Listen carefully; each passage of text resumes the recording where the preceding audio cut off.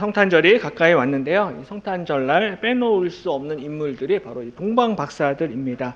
특히 이 동방박사들은 성탄절날 연극을 할 때 꼭 빠지지 않고 꼬박꼬박 등장하는 인기 인물들입니다. 저도 예전에 이렇게 생각을 해보면은 유년부 초등부 시절에 교회에서 이렇게 동방박사 연극을 했던 기억이 있습니다. 머리에는 아주 긴 모자를 쓰고 옷은 이제 화려한 천으로 둘둘둘 감아가지고 동방박사들이 커다란 별을 따라갑니다. 별도 엄청나게 큰 별 소품을 준비를 해가지고요. 그냥 그 별을 따라서 또 산 넘고 물을 건너서 아기 예수님을 만나서 경배합니다. 또 경배할 때 그냥 경배하지 않고요. 황금과 유향과 모략을 준비하잖아요. 진짜 황금처럼 이렇게 노란색으로 잘 만들어가지고 예수님께 드리는 연극을 한 기억이 있습니다. 근데 오늘 본문은 바로 이 유명한 동방박사 이야기입니다. 헤로드 왕 때 예수님이 유대 땅 베들레헴에서 태어나셨습니다. 근데 예수님이 태어나셨다라는 이 소식을 사실은 예루살렘에서 멀리 떨어진 동방 지역에 거주하는 어떤 박사들이 예수님 탄생의 소식을 먼저 듣게 됩니다. 그래서 신학자들에 따르면 이 동방 박사들이 아마도 이 바벨론에서 왔을 것이다. 또 어떤 사람들은 이분들이 페르시아에서 왔을 것이다. 또 어떤 분들은 또 스바에서, 에디오피아에서 왔을 것이다 라고 이렇게 추정을 하고 있습니다. 근데 분명한 것은 굉장히 멀리 떨어진 지역에서 이 박사들이 하늘의 별을 보고 오늘 메시아이신 예수님을 찾아서 예수님께 경배했다는 것입니다.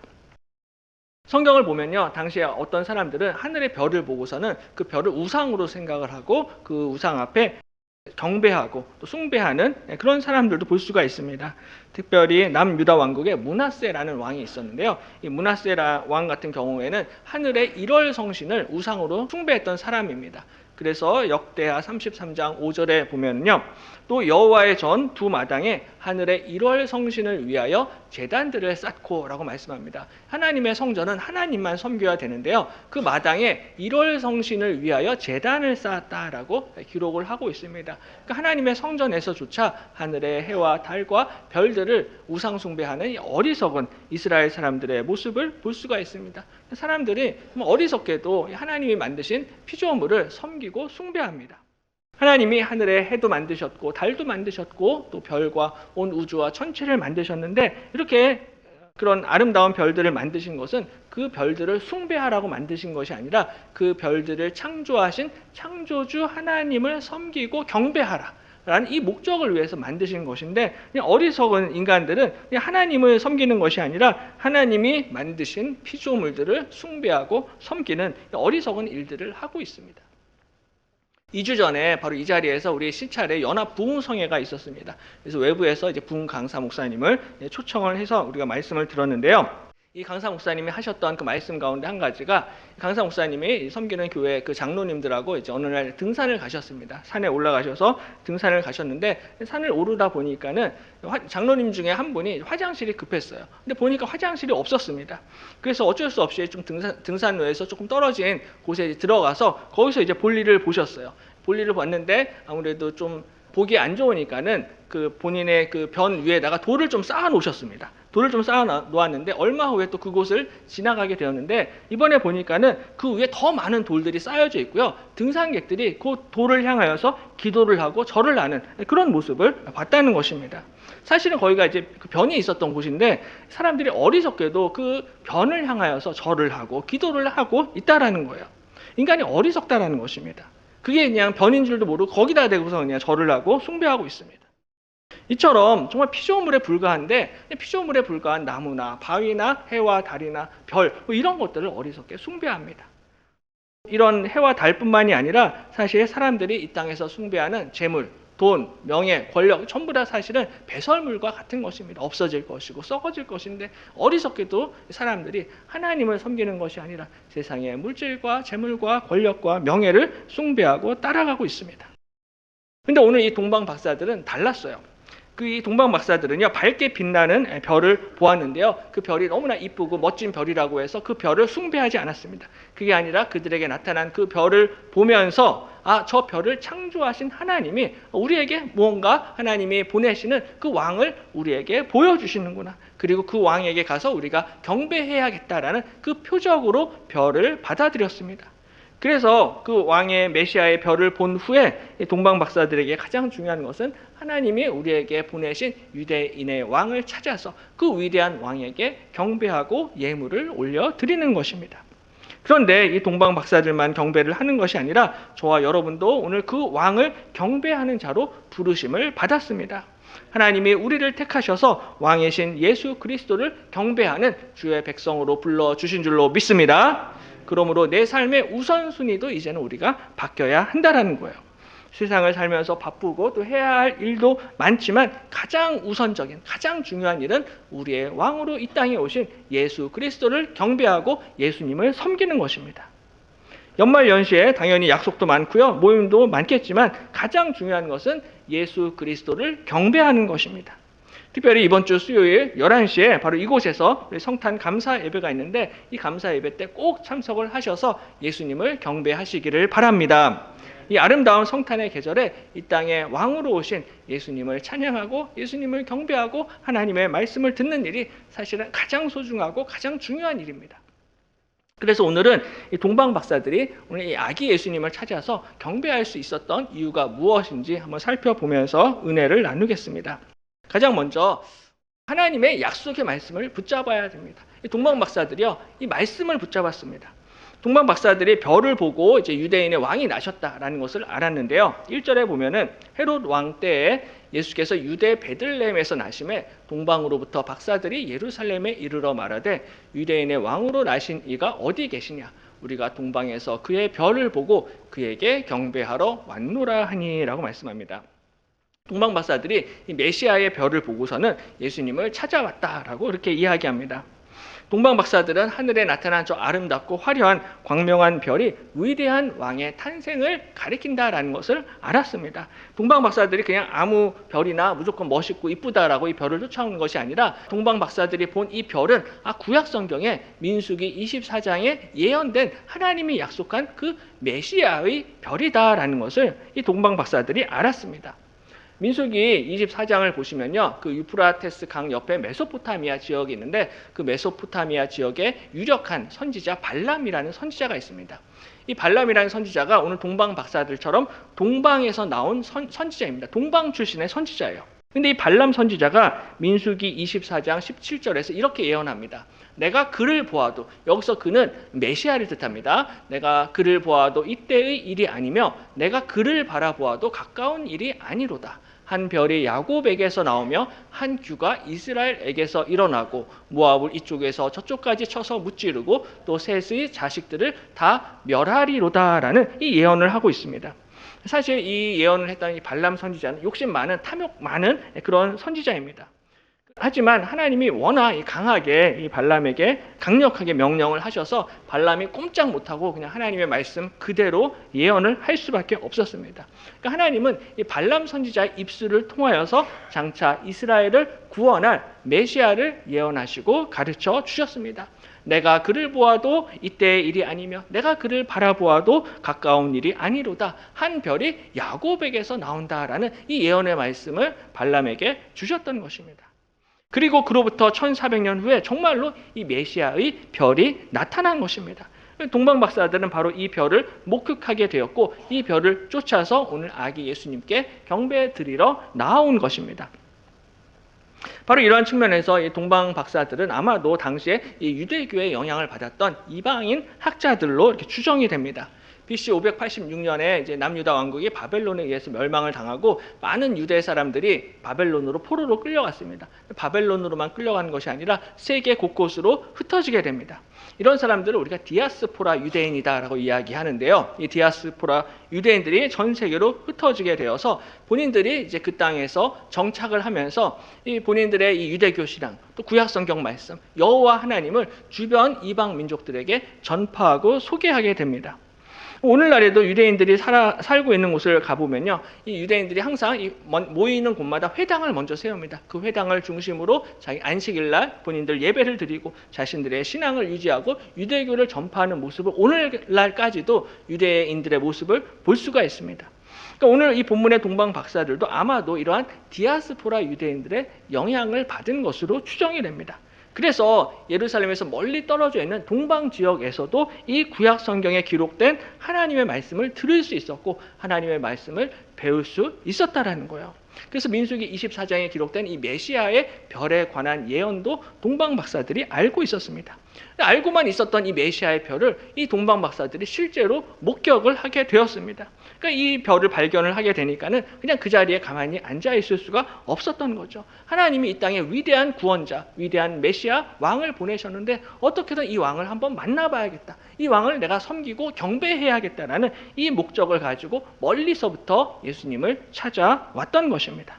사실 동방 박사들이 왕을 찾아 이렇게 떠난다는 것은 쉬운 일이 아니에요. 왜냐하면 가족들도 떠나야 되죠. 그리고 먹고 살기 위해서 했던 생업도 포기하고 내려놓고 별을 따라가야만 했습니다. 쉽지 않지만 그래도 그 별을 보여주신 하나님께 모든 것을 다 맡기고 별을 따라 길을 떠나게 됩니다. 별을 따라 쫓아가는 과정도 쉽지가 않아요. 또 산이 있으면 산을 넘어야 되고 물이 있으면 물을 건너야 되고 여러 가지 험한 길 다 통과하여서 예수님을 따라갔던 것입니다. 별을 따라가기는 가는데 목적지도 정확히 알지 못해요. 어느 정도나 가야 되는지, 얼마나 멀리 떨어져 있는지, 얼마나 오랫동안 여행을 해야 할지 모든 것이 불확실한 가운데에서 이 메시아의 별을 따라갔던 것입니다. 동방에서 왔는데 이 동방을 만약 페르시아로 본다라면은 페르시아에서 예루살렘까지 거리가 1000마일이 된다고 합니다. 1600km나 되는 어마어마한 그 당시 굉장히 먼 거리였는데 그렇게 먼 거리를 정말로 별 하나만 바라보고 예수님을 경배하러 나아온 것입니다. 포기하지 않고 별을 쫓아와서 이 동방 박사들은 결국에는 베들레헴에서 아기 예수님을 만나게 되고 아기 예수님께 경배하고 예물을 드리게 된다는 것입니다. 그러니까 가장 먼저 예수님을 만나서 예수님을 경배하고 예수님께 예물을 드리는 영광을 이 동방 박사들이 차지하게 됩니다. 이처럼 동방 박사들이 예수님을 가장 먼저 경배하고 예배할 수 있었던 이유가 무엇입니까? 그 이유는 바로 이 동방 박사들이 하나님의 약속된 말씀을 분명히 믿었기 때문입니다. 민수기 24장에 기록된 예언의 말씀을 가볍게 생각을 하지 않았어요. 한 별이 야곱에게서 나올 것이다. 이 한 구절의 말씀인데요. 이 한 구절의 말씀을 대충 쉽게 넘기지 않았다라는 것입니다. 너무나 짧은 한 구절이었지만 정말로 이 한 구절을 하나님의 약속의 말씀으로 받아들였습니다. 우리 같았으면 그냥 대수롭지 않게 그냥 지나갔을 거예요. 아마 민수기 24장 17절 말씀을 들어보지 못한 분도 계실 것이고 이 말씀이 성경에 있는 것도 모르시는 분들도 계실 거예요. 이런 말씀이 있는지도 모르고 있어도 그냥 대충 그냥 넘어가기 쉬운 말씀인데 이 동방 박사들은 이 말씀을 그냥 대충 넘기지 않았다라는 거예요. 그러니까 성경의 한 구절, 한 구절, 한 단어, 한 단어를 대충 넘기지 않았습니다. 오늘 동방 박사들의 이러한 모습은 우리가 하나님의 말씀, 성경을 대할 어떠한 자세로 성경을 대해야 하는가라는 것을 우리에게 분명히 보여줍니다. 하나님의 말씀을 절대로 가볍게 여기지 말라는 것입니다. 왜냐하면 하나님의 말씀은 1.1획도 폐하여지지 않고 반드시 이루어지고 성취되기 때문입니다. 한 구절이라 할지라도 한 단어, 짧은 문장이라 할지라도 그 말씀을 우리가 믿음으로 받아들이게 되면 하나님이 반드시 이루어 주시고 그 말씀으로 역사해 주실 줄로 믿습니다. 그러므로 에스겔서 12장 28절에 보면요. 우리 한 목소리로 함께 읽겠습니다. 그러므로 너는 그들에게 이르기를 주 여호와의 말씀에 나의 말이 하나도 다시 더디지 아니할지니 내가 한 말이 이루어지리라. 나 주 여호와의 말이니라. 아멘. 분명히 여호와의 말씀에 나의 말이 하나도 다시 더디지 아니할 거다. 하나님의 말씀은 하나도 더디 이루어지지 않는다는 것입니다. 하나님이 하신 말씀은 반드시 이루어지고 성취될 것이다 라고 분명히 약속하고 있습니다. 그러므로 우리가 성경을 읽을 때나 설교를 들을 때 정말로 마음을 다해서 이 말씀에 집중하고 말씀에 생각하고 말씀에 순종해야 한다는 것입니다. 그냥 대충 예배에 참석해서 그냥 앉아있다 가는 것이 아니라 내가 오늘 이 말씀을 듣기 위해서 내 몸과 마음과 정신과 영혼과 모든 것을 베스트 컨디션으로 만들어 놓고 하나님 앞에 예배를 드리고 말씀을 들어야 한다는 거예요. 주일 오전에 예배를 드리게 되는데 토요일 밤에 밤늦게까지 유튜브를 보고 TV를 보다 보면은 당연히 주일 아침 예배에 오르는 것이 쉽지가 않습니다. 와서도 졸 수밖에 없어요. 이런 부분까지 잘 생각해서 스스로 시간 관리, 컨디션 관리 이거 잘 해가지고 하나님의 말씀을 들으라는 것입니다. 그래서 일부 예배 같은 경우는 8시 반 예배잖아요. 교회 와서 보면은 7시에 이미 예배당에 앉아서 기도로 예배를 준비하시는 성도님들이 계세요. 예배 1시간 반 전에 교회에 와서 기도로 예배를 준비하시는 것입니다. 그렇게 예배를 준비하시는 분과 그냥 예배 시간에 임박해서 지각해서 들어오시는 분과는 받을 수 있는 은혜가 당연히 다를 수밖에 없다라는 것입니다. 우리가 정말로 정성을 다해서 예배를 준비하고 말씀을 듣게 될 때 더욱 넘치는 은혜를 얻게 될 줄로 믿습니다. 정말 우리 동방 박사들처럼 한 문장, 한 구절, 한 단어라 할지라도 이 말씀이 나에게 주시는 말씀이다 라고 받아들이고 믿고 순종해야 한다는 것입니다. 우리 대충해서는 예수님을 만날 수가 없어요. 대충해서는 예수님을 경배할 수가 없습니다. 오늘 동방 박사들이 기억했던 이 민수기 말씀은요, 동방 박사 시대에 앞서서 1400년 전에 예언된 말씀입니다. 1400년이면 우리나라로 지금 기준으로 따지면요, 고구려 백제 신라 시대입니다. 근데 그 삼국시대 때 예언된 말씀을 오늘날까지 기억하고 그 말씀에 순종했다라는 거예요. 우리 같았으면 사실 지난주에 설교 말씀도 사실 잘 기억을 못할 때가 많잖아요. 근데 동방 박사들은 1400년 전의 약속의 말씀을 잊지를 않았습니다. 그때 하나님이 말씀하신 것을 잊지 않고 메시아의 별을 기억하고 메시아의 별을 따라서 아기 예수님께 경배했던 것입니다. 그래서 가장 먼저 예수님께 경배할 수 있었던 너무나 엄청난 큰 복을 얻게 되었던 것이죠. 바로 이 축복이 오늘 저와 여러분 가운데도 충만하게 임하시기를 소망합니다. 특별히 이번 주 수요일 날 11시에 성탄 예배가 있는데요. 정말 정성을 다해서 예배를 잘 준비하시고 꼭 참석하셔서 성탄의 충만한 복을 받으시기를 바랍니다. 또 한 가지는요. 주목받지 못한 사람들이 오늘 예수님을 경배하게 됩니다. 오늘 동방 박사들이 사실은 크게 알려지거나 주목받는 이런 사람들이 아니었어요. 이 사람들은 우리가 이름도 모르죠. 이 사람들 출신도 모르죠. 이 사람들 정체도 모릅니다. 거의 이 사람들에 대해서 우리가 아는 것이 없어요. 성경에서도 유일하게 딱 한 번, 마태복음 2장 오늘 본문에서 딱 한 번 등장하고 그 다음부터는 전혀 나타나질 않습니다. 사라집니다. 그러니까 전혀 알려지지 않는, 전혀 주목받지 않는 이 사람들이 아기 예수님을 가장 먼저 경배하고 예물을 올려드리게 된다는 것입니다. 바로 이 축복은 사실은 당대의 유대교 종교 지도자들은 받지 못한 복이었습니다. 예수님이 유대인으로 이 땅에 오셨는데 아이러니하게도 유대인들이 예수님이 오신 것을 알지 못했습니다. 자기들의 왕이 이 땅에 오셨는데 그거를 몰랐고 예수님을 영접하지 않았습니다. 오히려 이방인 출신의 동방 박사들이 먼저 이 사실을 알았고 아기 예수님을 경배하고 예수님께 예물을 드립니다. 그래서 3절에 보면요, 헤롯 왕과 온 예루살렘이 듣고 소동한지라 말씀합니다. 예수님이 오셨다, 유대인의 왕이 오셨다라는 소식을 동방 박사들이 전해주니까는 오히려 헤롯 왕과 예루살렘 사람들이 듣고 그냥 난리가 났습니다. 왜냐하면 헤롯 왕과 예루살렘 사람들이 전혀 예상을 하지 못했습니다. 아니, 우리의 메시아가 하필 지금 오시나? 이 타이밍에 이 시점에 오실 줄은 누구도 상상을 하지를 못했습니다. 그래서 이 동방 박사들의 이야기를 듣고 나서는 아주 그냥 동분서주 난리가 났습니다.